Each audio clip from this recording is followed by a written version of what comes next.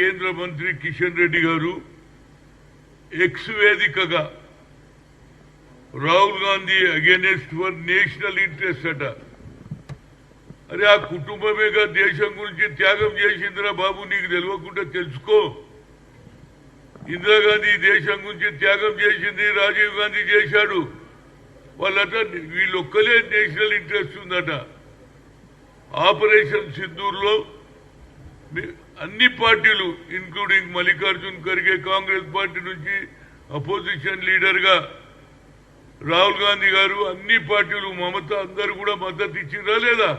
ఆ తర్వాతనే నువ్వు మీ డిఫెన్స్ ఆపరేషన్ సింధూర్ చేసిందా లేదా? ఆయన అడిగిండేంది అసలు ఈ యుద్ధంలో మన విమానాలు ఎన్ని కూలిపోయినాయి, ఎందుకు డ్యామేజ్ జరిగింది అడిగిడు. ఏది ఫారెన్ అఫేర్స్ మినిస్టర్ను. అంతకు తప్పితే ఏం తప్పు చేసిండు నాకు అర్థం కాదు. మరి మీరేం చేసిండ్రా బాబు?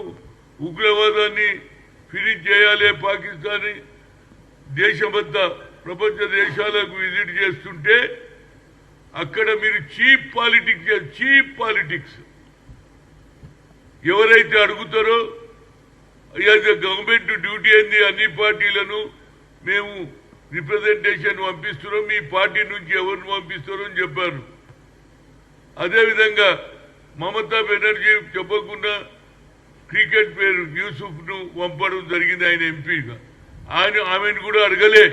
అయినా ఏమేమన్నది దేశ ఇంట్రెస్ట్ లో నేను తప్పనిసరిగా పంపిస్తా అన్నాడు. ఇక్కడ మీరు కావాలని ఏది మా పార్టీలో ఏది డిస్టర్బ్ చేయాలన్న ఆలోచన మీది, మేము దేశాన్ని కాపాడాలన్న ఆలోచన రాహుల్ గాంధీ గారి, అదే సోనియా గాంధీ, అదే మల్లికార్జున్ ఖర్గేది. చీప్ పాలిటిక్స్ మీరు చేస్తూ ఏం మాట్లాడతారా బాబు? ఆయన గట నేషనల్ ఇంట్రెస్ట్ లేదట, ఆయన అగేనెస్ట్ ఉన్నారట నేషనల్ ఇంట్రెస్ట్ కు. మీరు ఇవాళ 3 రంగుల జెండా ఏది ఆపరేషన్ సింధూర్ తర్వాత మేము ఎప్పుడో పట్టుకున్నాం రా బాబు ఈ జెండాను. కొన్ని రోజుల వరకు ఆర్ఎస్ఎస్ ఆఫీసులో మీ జెండా లేకుంటే తిరంగా జెండా, దాని మీద కూడా మీరు ఆలోచన చేయాలని చెప్తున్నా. ఎన్ని రోజుల తర్వాత తిరంగా జెండా ఎక్కించిన ఆర్ఎస్ఎస్ ఒకసారి ఆలోచన చేయి కిషన్ రెడ్డి. పదవులు ఉన్నాయని మంత్రి అని ఇవాళ ఏదో దేశభక్తులను దేశాన్ని గురించి ప్రాణాలు అర్పించి స్వాతంత్రం తెచ్చినటువంటి ఆ కుటుంబాన్ని నేషనల్ ఇంట్రెస్ట్ లేదు అని చెప్పడం ఎంతవరకు న్యాయం అనేది నేను అడుగుతున్నాను. దీని మీద మీరు ఇవాళ విదేశాలకు పంపిస్తున్నటువంటి ఈ ఎక్స్ట్రీమిస్ట్ యాక్టివిటీని ఫినిష్ చేయాలని ఆలోచన చేసే సమయంలో మీరు మా పార్టీని అడగకుండానే ఏది మా పేరు పంపించేసి మా పార్టీలో ఏదో డిస్టర్బ్ చేయాలనే ఆలోచన సంకుచితమైనటువంటి ఆలోచన చేశారు. ఇప్పటికన్నా రాహుల్ గాంధీ మీద మాట్లాడే మాటలు తగ్గించి ఆయన ఆలోచన ఏదైతే మీ ప్రధానమంత్రి అన్నాడు కదా, జనగణకే సాత్ కులగన అన్నాడు, అది దాని మీద నువ్వు ప్రయత్నం చేయి కిషన్ రెడ్డి.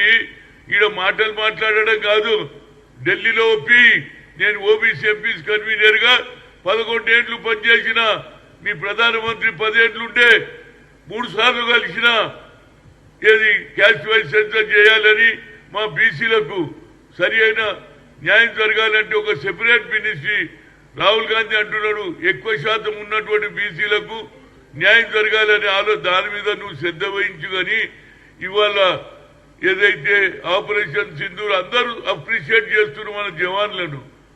అదేవిధంగా ఇవాళ బీజేపీ ఒక మినిస్టర్ ఇవాళ ఏదైతే సిపాయిలను కూడా అవమానం చేశాడు.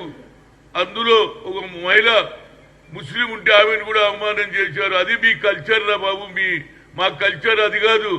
దేశభక్తి ఉన్న కల్చర్, స్వాతంత్రం తెచ్చిన కల్చర్, ఈ దేశాన్ని ముక్కలు కాకుండా ప్రాణాలు అర్పించిన ఇందిరాగాంధీ, రాజీవ్ గాంధీ ఈనాడు ఏది పేదలకు న్యాయం జరగాలని 18 ఏళ్ల యువకులకే ఓటు హక్కు కల్పించి, అంతేకాకుండా సాఫ్ట్వేర్ హార్డ్వేర్ తెచ్చినటువంటి ఇది ఒక పెద్ద యువతరానికి ఒక ఆశ.